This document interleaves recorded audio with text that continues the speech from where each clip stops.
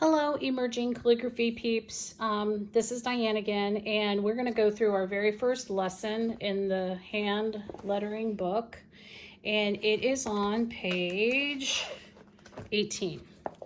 And you can approach this particular exercise one of two ways. You can use one of the traditional pens that has like the thin edge here and the thick edge here, or if you want to, you can use a brush tip. To me, that's I find a brush tip pen a little more difficult to control, but it depends just on what you want it to look like. So what we're going to do is we're just going to try some little exercises using, first of all, this type of pen, and I'm going to show you how you can use this to your advantage.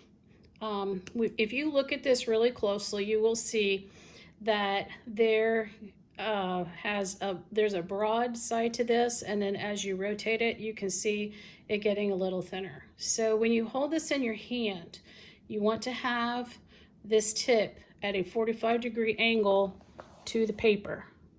And when I say 45-degree angle to the paper, that's going to require diligence on your part to not rotate it. I know a lot of people, when they're writing, they'll write a word and then they'll pick it up and they'll spin it a little bit and they'll come back down. That's perfectly fine with a ballpoint pen. That is not going to work with a pen like this. So I am going to just do a couple of these letters for you and kind of show you how you can make that work with this pen, the one with the rigid tip on it.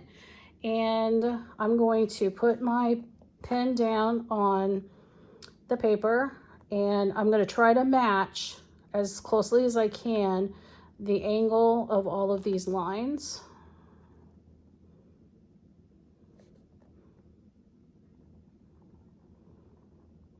Now, I didn't lift my pen up, but because I'm holding it at a 45-degree angle, going down on this side is going to provide a skinnier line than on this side. If you want to create a look that looks just like this, it's very simple. You can just do another line beside this to make it a little more broad.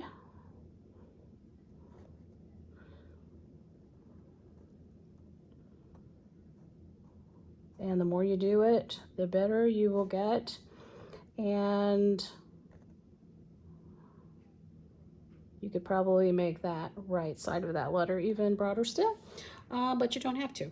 So now I'm going to take the very same letter and I'm going to use, let's see which one. I think I'm going to use the 1.5, and you can see it on the end there. This has a more flexible tip. And because it has that flexible tip, pressure is everything. It doesn't, on this kind, it doesn't really matter how you hold it because there's no different sides on this particular one. So if I do an easy stroke on the way down, it's going to give me a thin line. If I apply a little more pressure, it's going to give me a thicker line. And this one really isn't that big, so I probably should have used a different one. But anyway, you can kind of see what I'm getting at here. Your first assignment is going to be making at least one more of each letter of the alphabet.